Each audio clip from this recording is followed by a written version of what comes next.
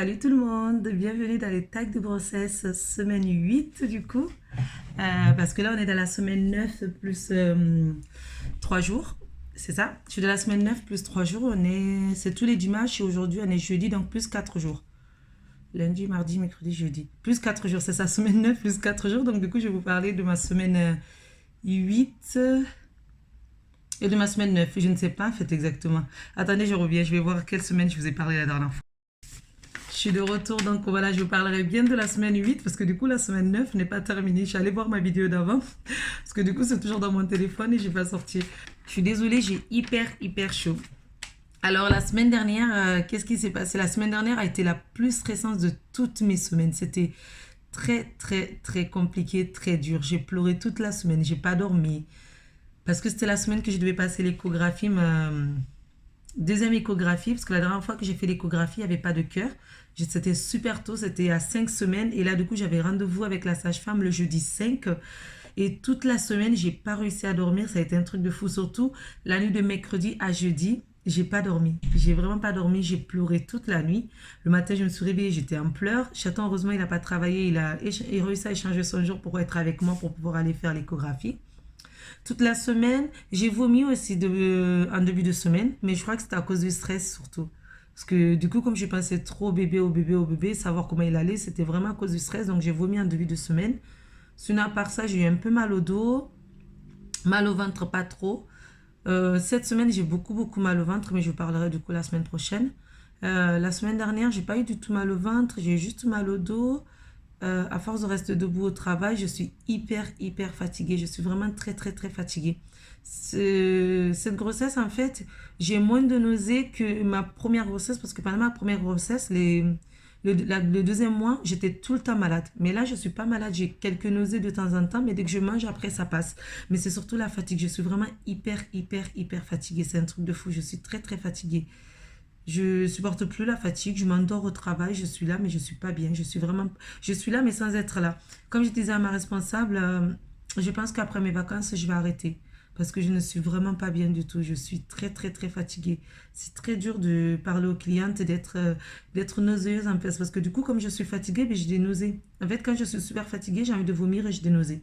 C'est ce qui m'est arrivé toute la semaine dernière, en début de semaine parce que j'étais fatiguée puisque je ne dormais pas. Et en même temps, j'avais des nausées et ben, du coup, je vomissais. Mais là, depuis la semaine dernière que j'ai vomi, je n'ai plus revomi. C'était en début de semaine que j'avais vomi juste avant mon échographie. Donc, on va parler de cette échographie. Je l'ai ici. Je vais essayer de vous placer quelque part. Il est là.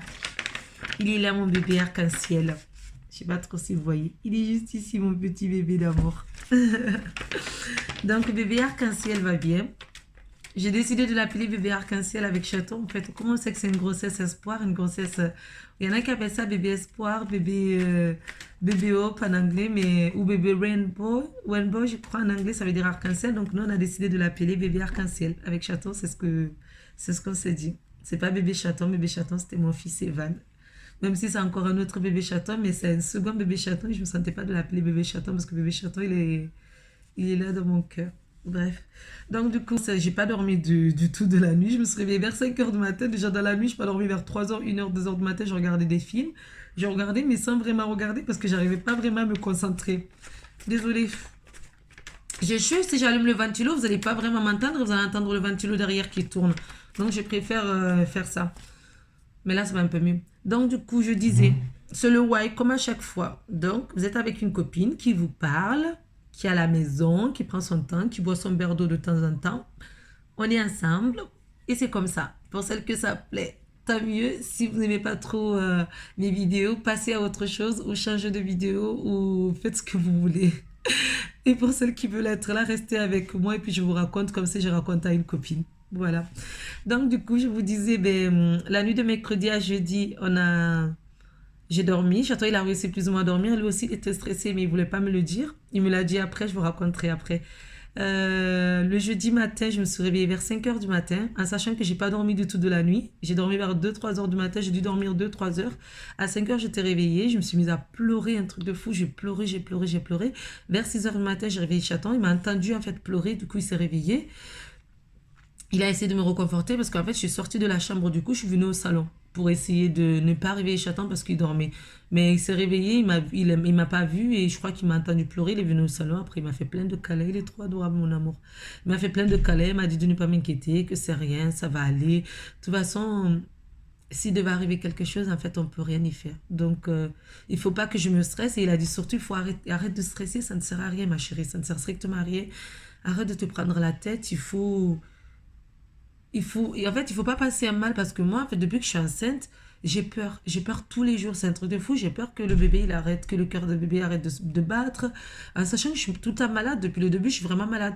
Mais j'ai l'impression que, genre, ça peut s'arrêter du jour au lendemain. Parce que c'est la vérité, ça peut s'arrêter du jour au lendemain. Donc, du coup, j'ai vraiment très peur. Et d'ailleurs, j'ai parlé avec ma mère. Ma mère, elle m'a appelé. Je pleurais aussi. Elle m'a dit de m'en remettre à Dieu, de prier et que ça va aller, qu'il faut que j'arrête de pleurer. À part là, j'ai envie de pleurer encore. Oh putain, c'est pas possible. Il faut que j'arrête, il faut que je me contrôle.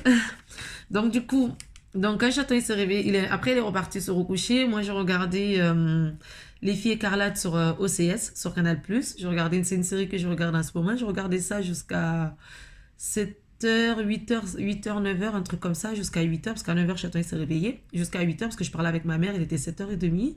Donc jusqu'à 8h, je regardais ça. Vers 9h, Chaton il s'est réveillé.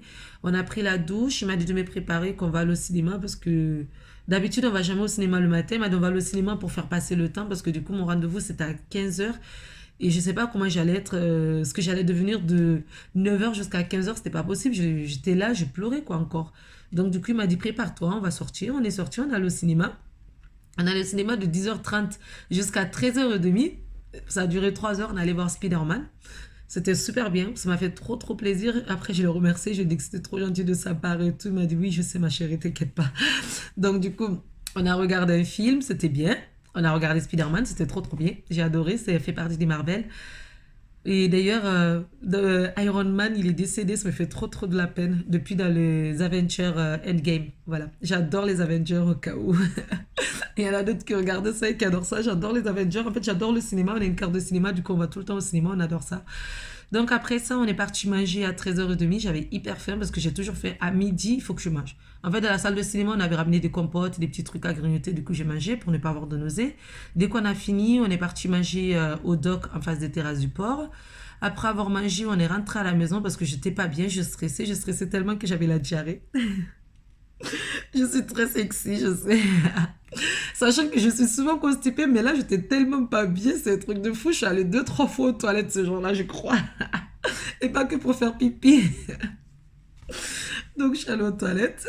J'ai dit à Chantal, je dis, viens, on rentre très vite à la maison parce que j'étais pas bien. Et on avait fini de manger, il était 14h et on avait rendez-vous à 15h. Donc, on avait largement le temps de rentrer à la maison. Je suis allée aux toilettes. Je me suis nettoyée et tout, parce que je savais qu'après, la gynéco, elle allait passer par en bas. Parce qu'à chaque fois, elle regarde. Donc, du coup, j'ai repris une douche et tout. Je me suis lavée, j'ai remis ma robe. Après, on est parti. Quand on est parti, il était 15h moins 10 quand on est arrivé au cabinet de ma gynéco, de ma Gigi. Je préfère dire ma Gigi, en fait. On est arrivé, il était à peu près, oui, 3h moins 10. Après, on est rentré tôt à 3h. Il y avait une personne juste avant nous, mais elle était déjà en consultation avec une autre femme. Et il y avait une femme juste avant nous. Donc, du coup, celle qui était là, elle est partie. Celle qui était dans la salle, elle est rentrée. Il était 15h05. Je regardais l'heure parce que j'arrêtais pas de faire des allers-retours dans la salle d'attente, tellement que j'étais pas bien. Je faisais que ça, aller-retour, aller-retour. J'ai transpiré, j'étais pas bien. J'avais juste une petite robe, il y avait la clim et j'ai transpiré. C'était un truc de fou. J'étais vraiment, vraiment, vraiment pas bien. J'avais les mains moites et tout. Je me sentais très mal. J'ai transpiré. C'était vraiment pas bien. Donc, jusqu'à 15h30, à 32, 33, elle nous a pris alors que j'avais rendez-vous à 15h. Elle m'a demandé si j'allais bien. Mon chéri lui a dit non, elle va pas bien, elle a pas dormi. Donc, du coup, après, elle est rentrée. Je me suis direct déshabillée. On a direct fait l'échographie. Elle m'a rentré la sonde par en bas. Et elle m'a dit, ah, il est remonté. Il est remonté genre sur ma tête, ça se voyait que j'avais peur. Elle m'a dit non, mais ça va, c'est toujours là, tout va bien. Donc, du coup, elle a dit on va passer par le ventre. Du coup, elle m'a mis le gel sur le ventre. En fait, dès que j'arrive, j'enlève de suite ma culotte parce que je sais qu'elle regarde toujours en bas pour savoir si tout va bien. Donc, du coup, elle m'a mis de suite le gel sur le ventre et elle m'a mis le truc de l'échographie. Et elle a mis le son et là, on entendait le cœur. Je me suis mise à pleurer. J'ai fondu en larmes. C'est un truc de fou. J'ai pleuré, on voyait le petit bébé, il était tout là et tout, il faisait... Elle a dit, il fait moins de 2 centimètres, la poche est bien, ma poche elle fait à peu près 10 centimètres. En fait, tout est écrit après là. Et elle me parlait, mais elle voyait que je pleurais, c'est un truc de fou, elle m'a laissé pleurer un moment. J'ai pleuré, j'ai pleuré, j'ai pleuré. Elle faisait l'échographie, je pleurais. Elle faisait l'échographie, je pleurais tout le long de la consultation, j'ai pleuré. C'était un truc de fou. Elle m'a dit tout va bien, il va bien, il se développe bien pour l'instant. Et elle m'a encore conseillé d'aller voir la psy. Du coup, elle m'a donné le numéro de la psy à la fin. Donc après avoir fait l'échographie, je me suis rhabillée. Elle m'a fait un câlin, elle m'a fait des bisous et tout. Elle m'a laissé un peu de temps pour me remettre de mes émotions. La Gigi, elle était là, elle était assise et moi qui continuais de pleurer, j'avais pris tous ces mouchoirs et tout. J'étais à larmes, un truc de fou, mais c'était horrible. Je crois que c'était la première fois de ma vie que je pleurais autant dans le cabinet d'un médecin, à part chez la psychologue. Mais là, c'était un truc de fou, je pleurais, je pleurais. Je suis désolée, je suis à larmes, mais c'est des larmes de joie, c'est pas des larmes de... Faut que j'arrête. Je reviens.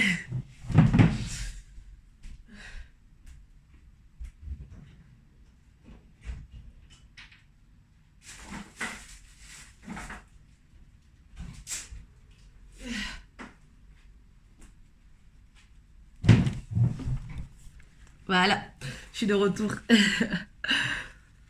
Je crois que cette vidéo s'appelle Mademoiselle Bangoura pleure. Alors, du coup, oui, après, elle m'a... on s'est installé et tout. Parce qu'en fait, et dans le cabinet de ma Gigi, dans son cabinet, il y a plusieurs salles. Il y a la salle où elle fait l'échographie et son bureau à elle. Donc, du coup, on est retourné dans son bureau. Je me suis rhabillée, on est retourné dans le bureau. Dans le bureau, après, elle m'a prescrit tout ce qu'il fallait. Elle m'a demandé si la dernière fois déjà, elle m'avait prescrit. J'ai dit non. Donc, là, elle m'a prescrit plein d'examens à faire, comme d'habitude, en fait, comme ma première grossesse. Et j'avais fait tout ça. Et puis, elle a regardé dans mon dossier par rapport au frottis et tout. Et comme elle a vu que la dernière fois, c'était en octobre, donc ça ne sert strictement à rien, puisque j'ai fait, c'est une fois par an. Et elle m'a prescrit, en fait, tout ce qu'il fallait faire. Et puis voilà. Donc là, et puis on a parlé un peu. On a parlé aussi pour l'accouchement. C'est ce que je vous disais. Donc là, on en a parlé un peu plus en détail. En fait, elle a dit, comme nous, on lui avait dit la dernière fois, en fait, la dernière fois, quand mon fils était décédé, en fait, à l'hôpital, on lui avait demandé si après, dès une prochaine grossesse, est-ce qu'elle pouvait me faire une césarienne en avance. Et que pour elle, c'est ça qui est resté, en fait, dans mon dossier, elle avait écrit ça. Et pour elle, c'est ça qui est resté. Donc, du coup, euh, ça va être beaucoup plus un accouchement par césarienne que l'accouchement normal. Parce que du coup, pour l'accouchement normal, il va falloir patienter jusqu'à ce que le bébé vienne de lui-même. On ne peut pas me déclencher vu que j'ai une césarienne j'ai une césarienne et je suis retombée enceinte à moins de 6 mois après 6 mois. Je ne sais pas si vous me comprenez. Normalement, j'aurais dû attendre un an au lieu de retomber enceinte maintenant en fait. Donc elle a dit, vaut mieux qu'on fasse une césarienne. Après, même pour vous, ça serait peut-être moins stressant. Et après, vous pouvez refaire un autre enfant derrière. Il n'y a pas de problème parce que peut-être qu'on va essayer de refaire encore un autre enfant. On ne sait pas encore pour l'instant. Si déjà on arrive à avoir un bébé en bonne santé, ça serait bien. On essaiera de refaire un deuxième, un troisième, parce que du coup, on aura 3 enfants. Si on a un deuxième, si bébé arc-en-ciel arrive en bonne santé, ça fera 2 enfants, dont un vivant. Et on essaiera de faire un deuxième vivant et on aura quand même 3 enfants. On se comprend. Donc, du coup, on a parlé de ça et on a parlé de quel moment je vais être déclenchée. Ma césarienne va être programmée. Donc, au final, en fait, je vais avoir une césarienne programmée au lieu d'accoucher naturellement. À part si par le plus grand des hasards, mon bébé arrive avant mes 38 semaines. Du coup, la césarienne va être programmée entre 37 et 39 semaines exactement. Ma 38 semaines, normalement, je vais avoir ma césarienne. Et avant ça, je peux être hospitalisée si je le souhaite. 2, 3 semaines avant, je peux rentrer à l'hôpital et rester là-bas. Ça dépendra de moi et ça, on en reparlera encore plus en détail quand j'arriverai à la fin, vers mon deuxième, voire troisième trimestre. Voilà. Et après ça, ben, on est rentré à la maison. Je me suis reposée parce que j'étais fatiguée. J'ai dormi. Quand on est rentré, il était genre 4h30 ou un truc comme ça. J'ai dormi. J'ai dormi genre tout l'après-midi. J'ai dormi jusqu'à 20h à peu près. C'était un truc de fou. Tellement que j'étais fatiguée, j'ai dormi. Je suis rentrée, j'étais là. Il m'a levé la robe parce que j'étais trop fatiguée. J'arrivais même plus à me déshabiller. À peine on est rentré, je me suis effondrée dans le canapé. J'ai commencé encore à pleurer. J'ai parlé à ce bébé. J'ai pensé à ce bébé. J'ai pensé à mon petit Evan. Ça me fait de la peine en fait de me dire que mon bébé n'est pas là. Je vais avoir un nouveau bébé, je suis contente, mais je suis vraiment très très heureuse. Mais mon bébé me manque, mon petit Evan me manque. Voilà. Et donc, on est rentré, j'ai dormi, j'ai dormi, j'ai dormi. Et cette semaine-là, j'ai eu la famille à la maison. Oui, j'ai invité de la famille à la maison qui sont venus manger. Ça s'est bien passé. J'ai une ou deux tantes qui m'ont dit t'es enceinte parce que du coup, j'avais une robe où on voyait un peu mon ventre. Le ventre, il sort bien maintenant. En bas, on voit vraiment quand j'ai une robe que j'ai pas de soutif. En plus, mes seins, ils sont encore énormes.